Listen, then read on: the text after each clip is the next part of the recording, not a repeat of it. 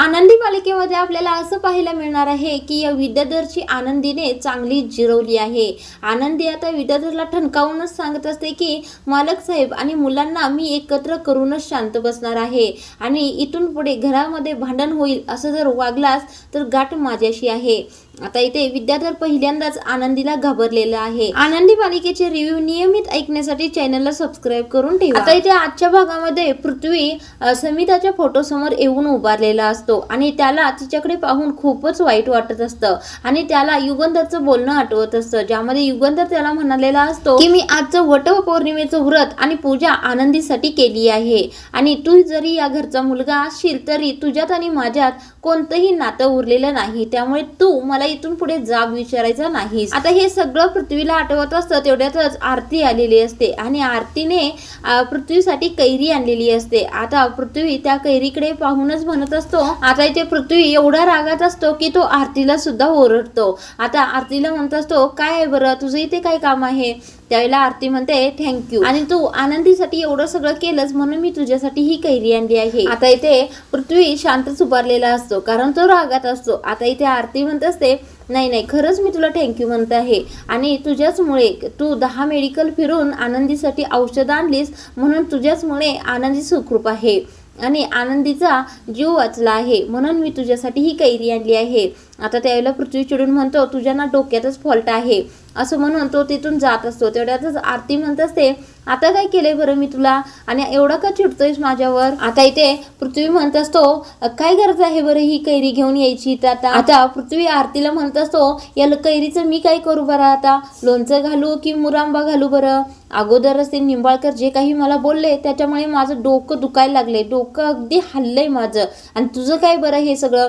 आता आरती म्हणत असते अरे मी तुला थँक्यू तर म्हणायला आले असं म्हणल्यानंतर पृथ्वी एवढ्या जोराने आरतीला ओरडतो, शटाप म्हणतो आणि तिला गप्प बसवतो। आता पृथ्वी म्हणत असतो मी सगळं हे तुझ्यासाठी नाही केलं, तुझ्यावर उपकार करायसाठी नाही केलं, मी हे सगळं आबांच्यासाठी केलं आहे आणि तुझ्या या थँक्यूसाठी तर अजिबातच केलेलं नाहीये, कळलं का तुला? असं म्हणतो आणि पृथ्वी त्यातून रागाने निघून जातो। आता तो निघून गेल्यानंतर आरती म्हणत असते नाहीतर नाही जा गेलास उडत, असंही तुला मी थँक्यू म्हणण्यासाठी इथं आलो होतो। आता इकडे मालक साहेबांच्या रूम मध्ये आनंदी बेडवर बसलेलीच असते, तिला झोपच लागत नसते।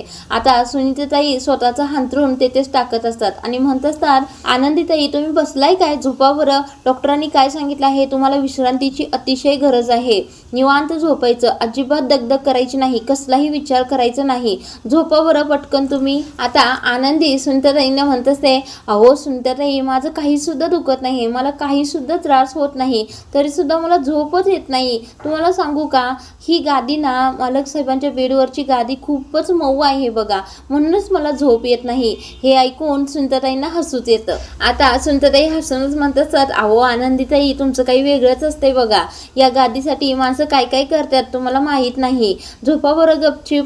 आता आनंदी म्हणत असते अहो सुनीताताई नाही झोप लागणार मला, आमच्या घरामध्ये ना मी नेहमी चटईवरच झोपायची आणि या घरात आल्यापासून मी कशी झोपते ते तर तुम्हाला माहीतच आहे की, आणि अचानक असं चटईवरून एवढ्या मोठ्या बेडवर एवढ्या मऊ गादीवर मला अगदी गुदमरल्यासारखं होत आहे, मला कसं तरीच होत आहे। आता आनंदी सुनीताला विनंती करत असते सुनीताताई ऐका ना मी तुमच्या शेजारी तिथे खाली चटईवर झोपू का?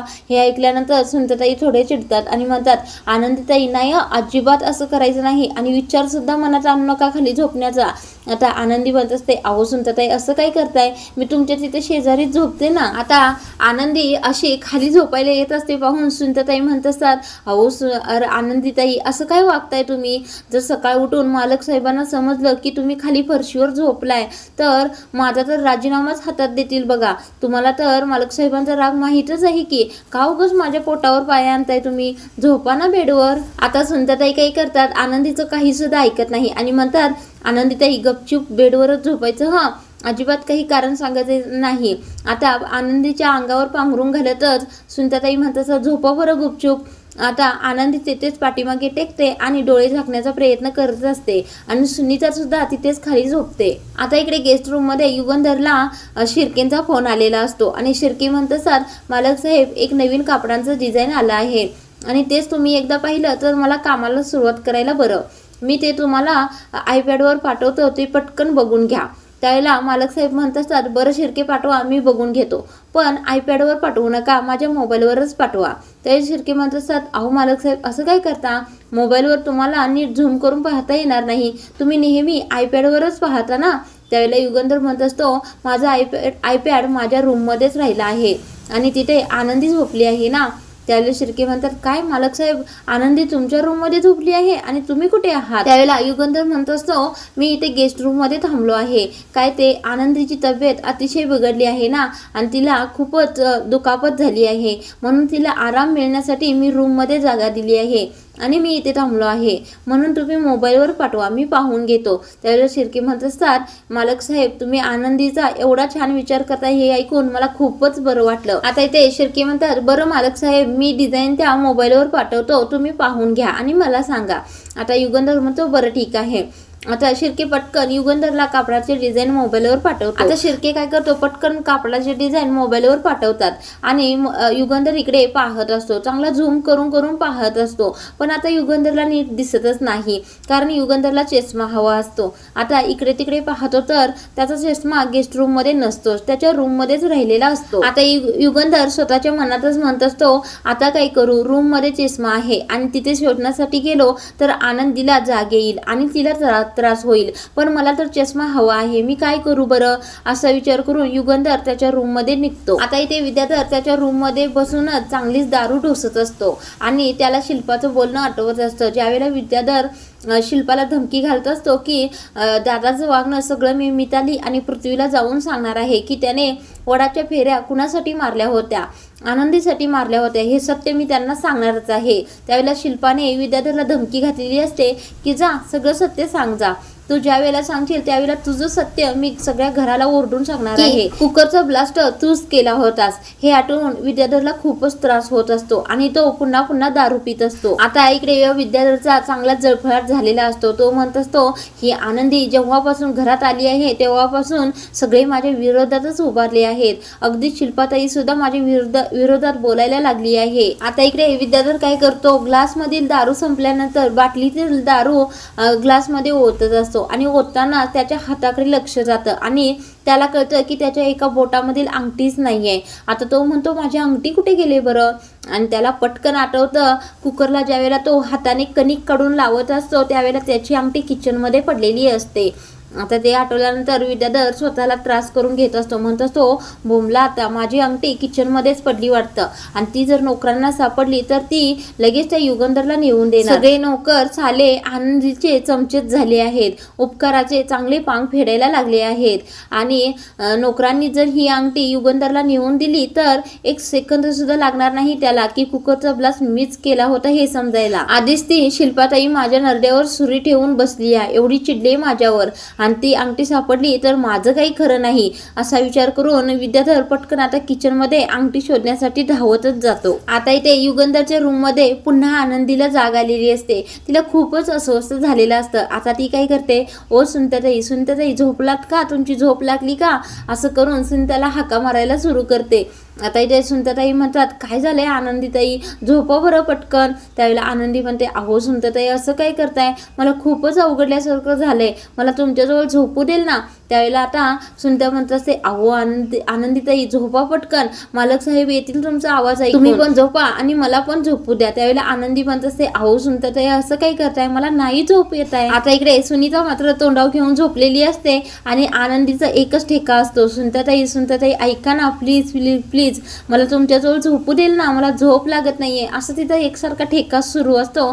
तेवढ्यातच युगंधर तेथे येतो आणि म्हणतो, अगं तुमचं काय चाललं आहे. त्यावेळेला आता सुनता पटकन तोंडावरचं काढते आणि उठूनच उभे राहते आणि म्हणते, मालक साहेब तुम्ही. आता युगंधर आनंदीवर चिडलेला असतो. तो म्हणत असतो, तुला एवढी दुखापत झाली आहे, तुला आराम मिळावा, तुला विश्रांती मिळावी म्हणून तुला इथे ठेवलं आणि मी गेस्ट रूम मध्ये गेलो आणि तू काय करतायस बरं, एवढ्या रात्रीच्या कसल्या गप्पा मारताय तुम्ही दोघी. आता इथे युगंधर आनंदी जवळ येतो आणि म्हणत असतो, काय ग आनंदी, डॉक्टरांनी काय सांगितलं तुझ्या लक्षात नाही का, तू औषधं व्यवस्थित घेतलीच नव्हे, जर आराम केला नाही, विश्रांती घेतली नाही तर तुझी जखम लवकर भरून येणार नाही, सांगितले ना डॉक्टरांनी. आता इथे आनंदी म्हणत असते, अहो मालक साहेब, मी तर औषधं व्यवस्थित घेतली आहेत, पण मला झोपच लागत नाहीये. त्यावेळेला युगंधर आनंदीच्या काळजीपोटीच विचारत असतो, काय झालं, तुझं काही दुखत आहे का, तुला काही त्रास होत आहे का, काय झाले, तुला का झोप लागत नाही बरं. त्यावेळेला आनंदी म्हणते, अहो मालक साहेब, नाही, माझं काही सुद्धा दुखत नाही, मी अगदी व्यवस्थित आहे, पण मला झोपच येत नाही. तुमची ही गादी ना खूपच मऊ आहे. आता सुनीताताई आनंदीवर खूपच वैतागलेले असतात. आता युगंधर म्हणत असतो, काय गादी मऊ आहे म्हणून तुला झोप येत नाही?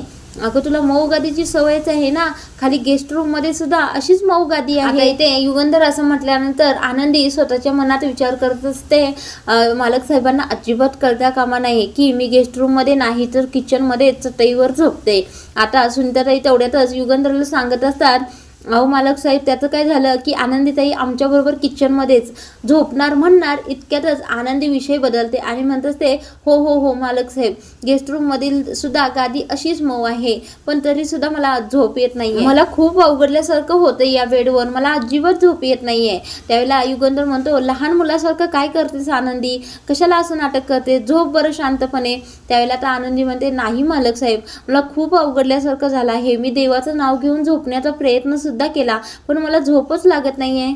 आता इथे युगंधरला काही कळतच नसतं की या आनंदीचं काय करायचं आणि हिला कसं झोपवायचं ते. आता युगंधर काय करतो, सुनीताला म्हणत असतो, सुनीता तू जा बरं, तुझ्या रूममध्ये जाऊन झोप जा. त्यावेळेला आता सुनीता म्हणत असते, अहो पण मालक साहेब, आनंदीताई. त्यावेळेला आता युगंधर म्हणत असतो, तू जा, सकाळपासून तुझी खूपच धावपळ झाली आहे, तुला विश्रांतीची गरज आहे, मी पाहतो हिचं काय करायचं ते. त्यावेळेला सुनीता म्हणते, बरं ठीक आहे मालक साहेब, मी जाते आणि झोपते. आता युगंधर काय करतो, रूम मधील लाईट घालवतो आणि आनंदीला म्हणत असतो, डोळे मिटून शांत पड म्हणजे तुला झोप लागेल. आणि तो जाऊन तेथील एका खुर्चीवर बसतो आणि मोबाईलवर समीदाने गायलेली अंगाई लावतो. आता ती अंगाई ऐकून आनंदी म्हणत असते, मालक साहेब हे काय आहे.